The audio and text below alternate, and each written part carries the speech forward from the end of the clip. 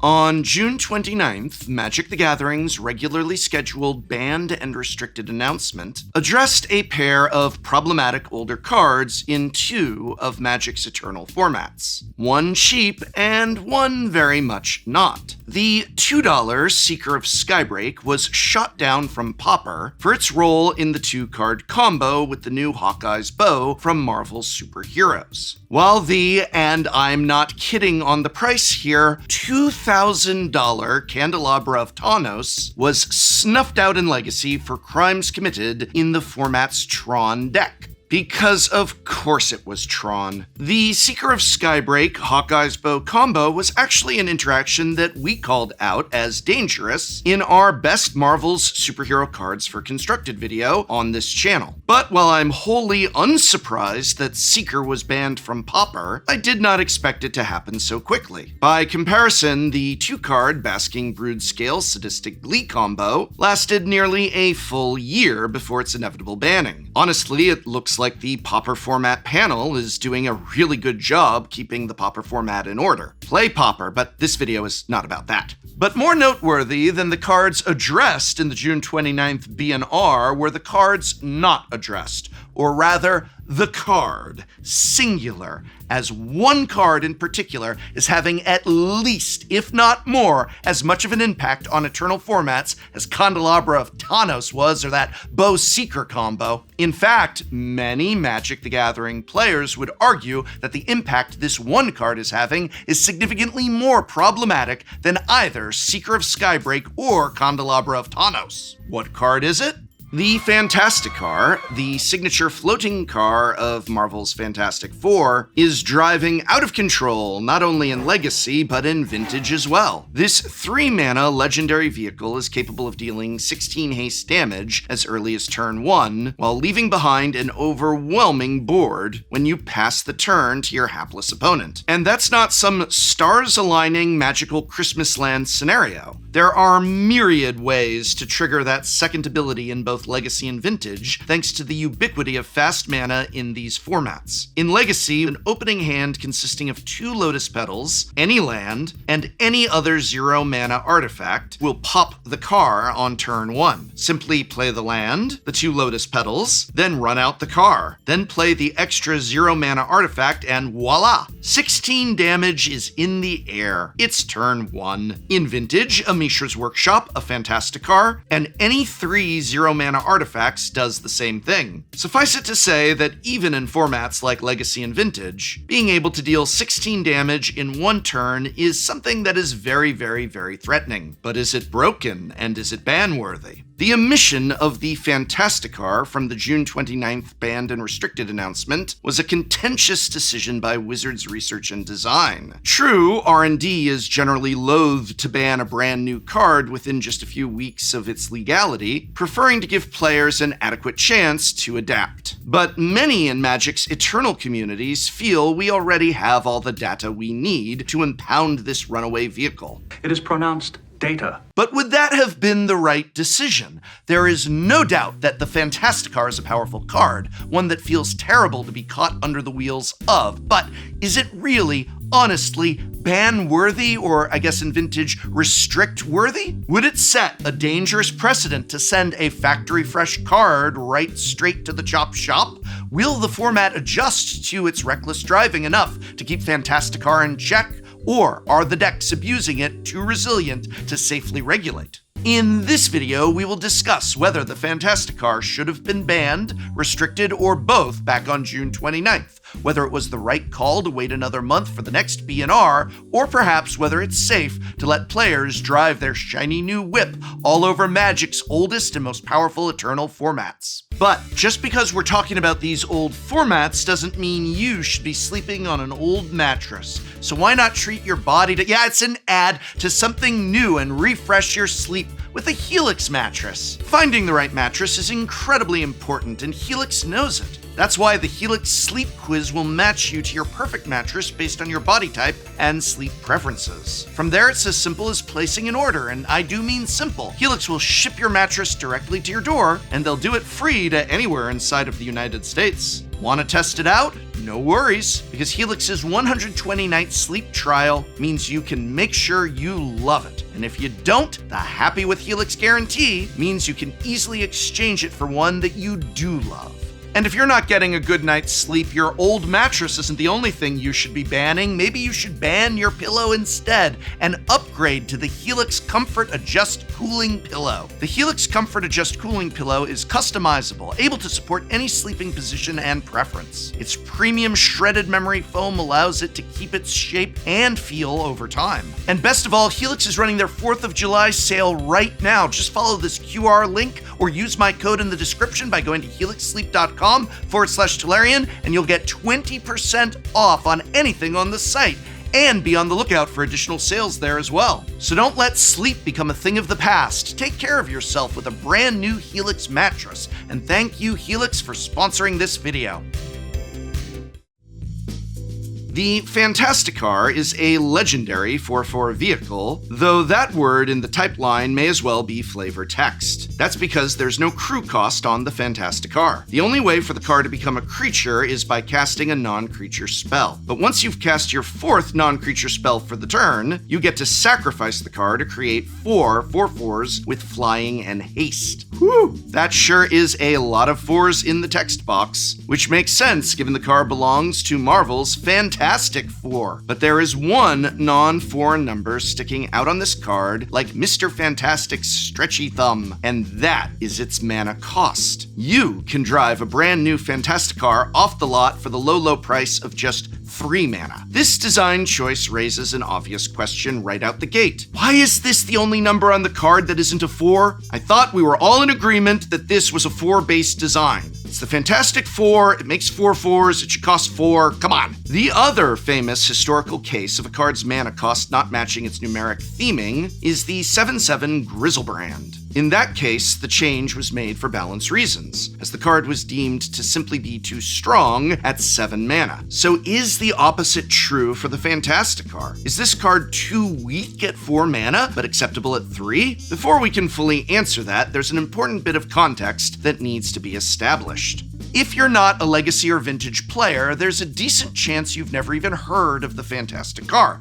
I certainly didn't include it in my list of best new Marvel superhero cards for non-Commander formats, but that's because the Fantasticar isn't from Marvel superheroes. It's from the Fantastic Four installment of the accompanying Commander decks. So since it does not come to us from the main set, but rather comes to us from a supplemental product, the Fantasticar is not legal in formats like Standard or Modern or Pioneer, but it is legal in Eternal formats like Legacy, Vintage, and yeah, Commander. From Baleful Strix and True Name Nemesis in the 2010s, to Kappa Cannoneer and Hull Breacher in more recent years, Commander cards have a long history of bleeding into these high-power Eternal formats. The Fantasticar is merely the latest offender in this lineage, but already it lays a strong claim to being one of the most powerful among them. When it comes to the Fantasticar, it's actually entirely possible that the card was too weak at 4 mana. Vehicles don't see much play in Commander unless they have a useful attack or combat damage triggers. A vehicle that just becomes a 4/4 flyer when you cast a non-creature spell just isn't very impactful in a format with 3 opponents with a combined 120 life. Hence the need to give the Fantasticar the ability to explode into a quartet of 4/4 flyers. I don't think it's unreasonable in the context of Commander to make this effect cost 3 instead of 4. 16 flying haste damage is good on a typical Commander board, but it's far from game-breaking. Unfortunately, reducing the card's mana cost to 3 does make it game-breaking in Legacy and Vintage. These are formats defined by their access to fast mana. Legacy is home to a pair of powerful Soul lands, Ancient Tomb and City of Traders, as well as free sources of artifact mana like Mox Opal and Lotus Petal. Dark Ritual is also a key card in the format, perfectly situated to accelerate out a 3 3-mana Fantastic-Car. Vintage contains all of these cards as well, but more importantly, the format includes Black Lotus and the original Moxen, the most broken mana producers in the history of Magic. Worse, one of the pillar archetypes in the format is Shops, a deck built atop a full playset of the unrestricted Mishra's Workshop, which taps for, would you look at that, 3 mana. With sources of fast mana so abundant, the difference between a cost of 3 generic mana and 4 generic mana is stark. Eternal players immediately identified this card's potential when it was spoiled. The moment it was released on Magic Online, the card sped its way toward countless league trophies and far more than its fair share of top challenge finishes. Vintage in particular has seen the storied Shops archetype elevated to new levels of popularity and success. At time of recording, it's the most played deck in the format and one especially egregious Magic Online challenge on June 26th saw Fantastic-Car decks claim 5 of the top 8 spots. The card is everywhere, proving itself even among many of Magic's all-time strongest cards.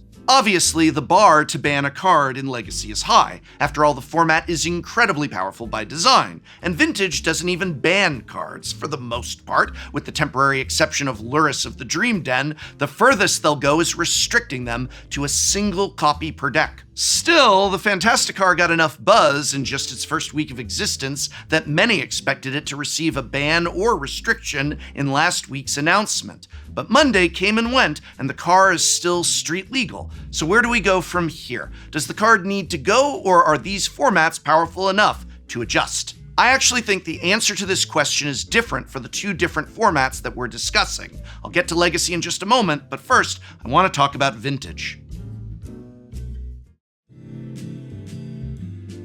The Vintage metagame is unique among 60-card formats. After all, when players are allowed to add the Power 9 to their decks, that's going to warp the rules of engagement just a little bit. With so much access to fast mana, free spells, and straight-up broken cards from 33 years of Magic history, games tend to be decided on razor-thin margins. Most decks either assemble a powerful combo or spit out an unbeatable board as early as turn 1. Those that don't try to do something broken themselves instead pair efficient threats with interaction to tempo out the more unfair decks in the format. Among these unfair decks are a slew of artifact-focused decks centered around the land Mishra's Workshop. The release of Modern Horizons 3, however, added a new ingredient to the shop's formula, and it's this ingredient that exacerbates the play patterns of the Fantastic-Car. Glaring Fleshraker is a 3-mana Eldrazi that creates an Eldrazi spawn token whenever you cast a colorless spell, and which deals 1 damage to your opponent whenever a colorless creature enters under your control. This card makes it easy to cast a flurry of colorless spells in a single turn, pinging your opponent each time you do. It can even go infinite with 2 copies of Sensei's Divining Top looped over and over to instantly machine gun down opponents 1 damage at a time. Still, the deck's reliance on the relatively fragile Fleshraker has largely kept it in check relative to the other decks in the format. Until now. Enter the Fantastic-Car. That 3 colorless mana that Mishra's Workshop generates is perfect for casting the Fantastic-Car on turn 1. From there, you just need to cast 3 more non-creature spells to put 16 power into play, and threaten to win the game on turn 2. Or even turn 1 if you can play a Fleshraker as well. Given that Fleshraker Shops is already chock full of fast mana and cheap artifacts, triggering the car is trivially easy to do. This puts opponents in a pickle. Opening hands built to keep the combo in check by removing Fleshraker will almost certainly fall victim to the wide board generated by the Fantastic-Car, whereas countering the car leaves you wide open to an unimpeded Fleshraker kill. This counterplay catch-22 is the crux of why a restriction is needed.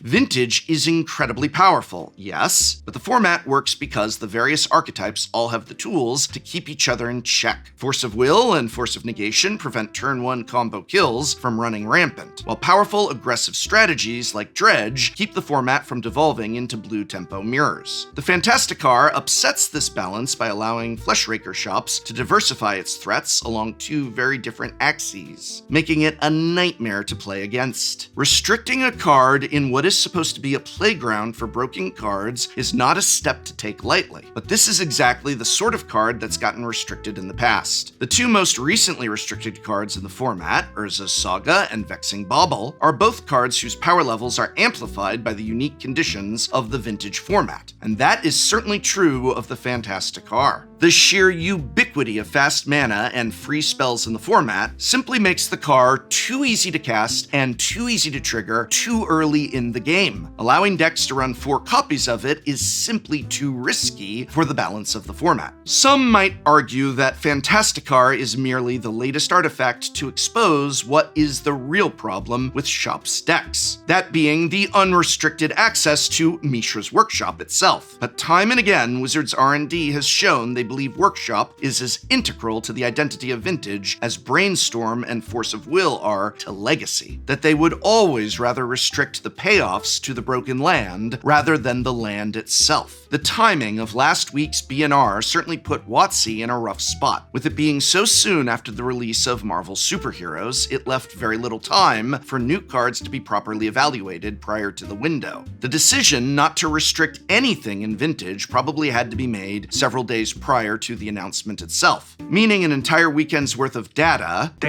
likely wasn't able to be taken into account. Still, the fact that it wasn't means that Vintage players are going to have a rough month waiting for the next announcement to arrive while the Fantasticar runs rampant through their format. Legacy, on the other hand, is a different case. While the format is still extremely powerful, it's intended to be a fixed version of Vintage. All of the most truly broken cards in Magic are safely sequestered to the Legacy ban list. That means no Power 9 and no Mishra's Workshop, but is that enough to make the Fantasticar safe to keep legal? Honestly, I think it is, at least for now. While the Fantasticar is seeing a lot of play and putting up lots of really impressive results, I wouldn't describe it as a format-warping menace the way it seems to be in Vintage. If anything, the card's high play rate right now could easily be a case of players trying out a shiny new toy before returning to old favorites.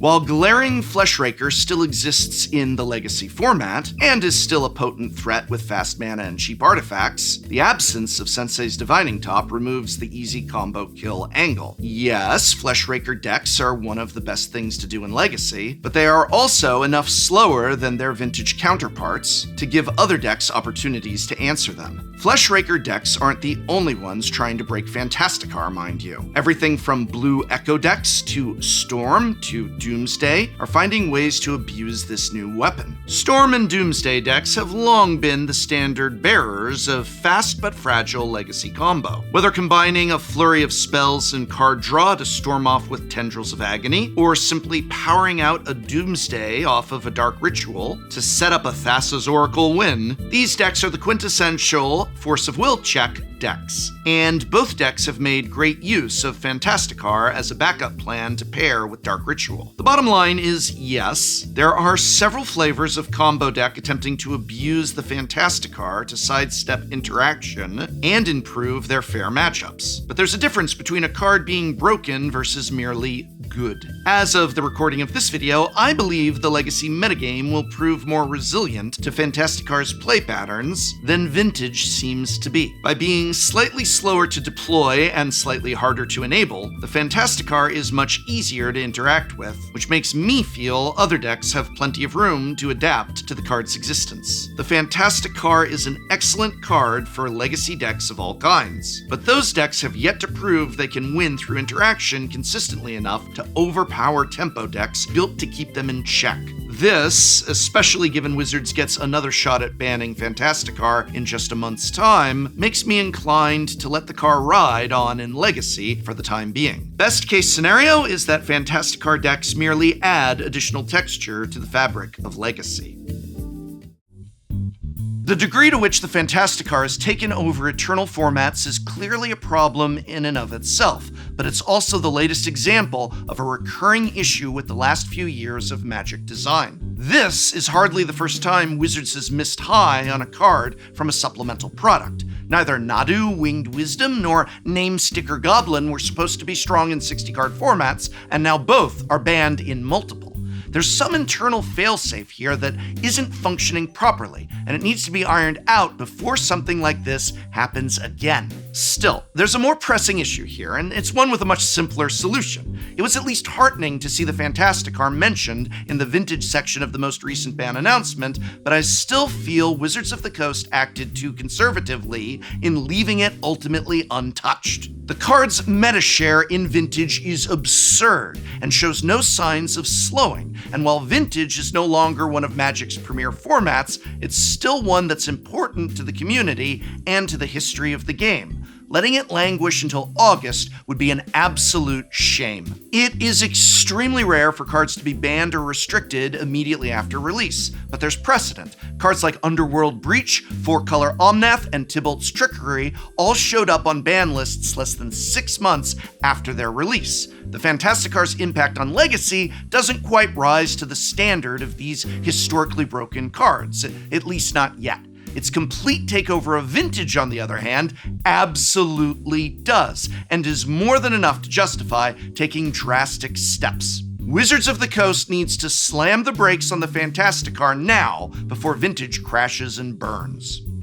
But honestly, I don't know. I just don't think Wizards of the Coast cares if a Commander card is good in Vintage or Legacy. But what I really want to know is, what do you think? Do you think Fantasticar should be banned or restricted, and why? And what do you make of the larger issue of cards from supplemental products wreaking havoc on eternal 60-card formats? Let me know in the comments below. Either way, I hope very much this video has been of some interest to you, and you can help me out greatly just by watching another video, be it our recent video in which I take your Commander decks and fix them up, suggesting improvements to them, or just our deep dive into 4-color design. Did you know there's only 17 4-color cards in all of Magic the Gathering? It's true. Why is this such a problem? We take a really interesting look at the subject here, or linked here, or at the eye. Any of those methods will do.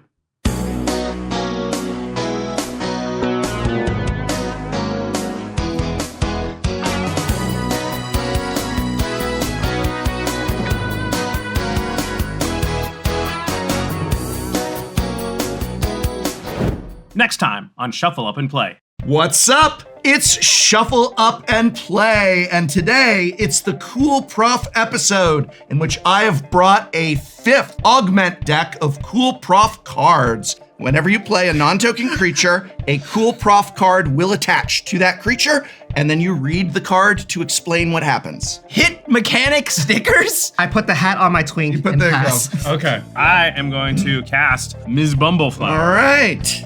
Boom. What? This creature has cumulative upkeep paid $1. That's a Doom Blade. Wow, I didn't know the channel was in that much trouble. Airplane mode. Whenever your phone rings, this creature deals 1 damage to you. No one calls me, so suck it. Wait, I'll tell you the truth. I'm more scared of this Eidolon than I am of that thing. Play 3 visits. This guy commanders. This is a ball knower right here. Wait, I thought it was called Booster Blitz. What a conundrum. There's a sub-game. It's clockwise. Rebel, you pro. You want to do it again? It would start with me, go prof, then rebel. Why does it have to start in a certain place? Oh, clockwise from where? Rebel. I don't know. Rebel takes it down.